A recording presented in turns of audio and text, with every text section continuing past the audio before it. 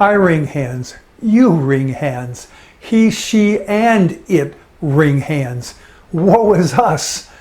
There's plenty of worrisome stuff over which to obsess, and bad stuff is in our faces constantly. That's part of why so many Americans don't watch or read the news anymore. They've dropped out of the cycle of woe, which leaves them both happier and less informed. That's a problem. Thomas Jefferson told us that, quote, an enlightened citizenry is indispensable for the proper functioning of a republic. Self-government is not possible unless the citizens are educated sufficiently to enable them to exercise oversight. Close quotes. You can read oversight as accountability. And of course Jefferson was right.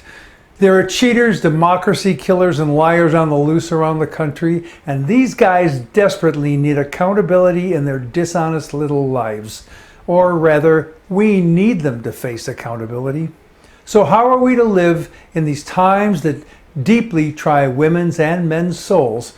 How are we to remain enlightened citizens able to exercise that needed oversight without succumbing to the woe factor? Good news. An obvious and good idea about that just dropped in my lap.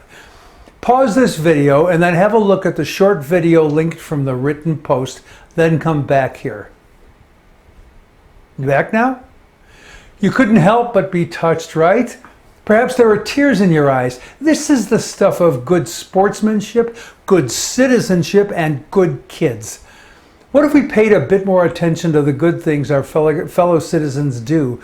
Like that kid, like the neighbors helping neighbors in flooded, washed out Kentucky, and like the good folks who rushed the stage to protect Salman Rushdie from that would-be killer and to provide aid to him.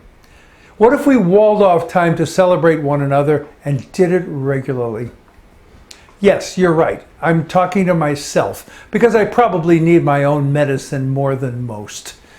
My dear friend Brian spoke to me years ago after I had just wailed my woes. He said that was just my story, and I could stick to it. I could bemoan the pain from those who had hurt me, but I would be stuck with nothing but my story.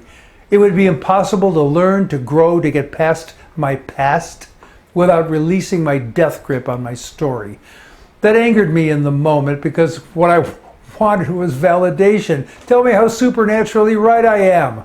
And he had none of that for me. I quickly realized that Brian was right.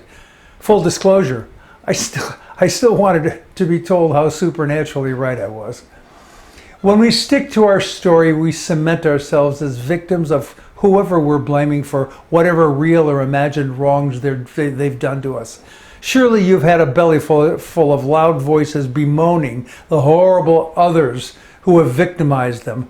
Perhaps you're as tired of the victim stories as I am, like the fictions from those rageful, self-righteous killer wannabes shooting innocents and threatening election workers, as well as the presidential victim nightmare that won't go away. We're not going to run out of people with their stories, whining about not getting their way all the time and blaming others, so I have an image for them. You'll see it in the written post and you'll understand immediately.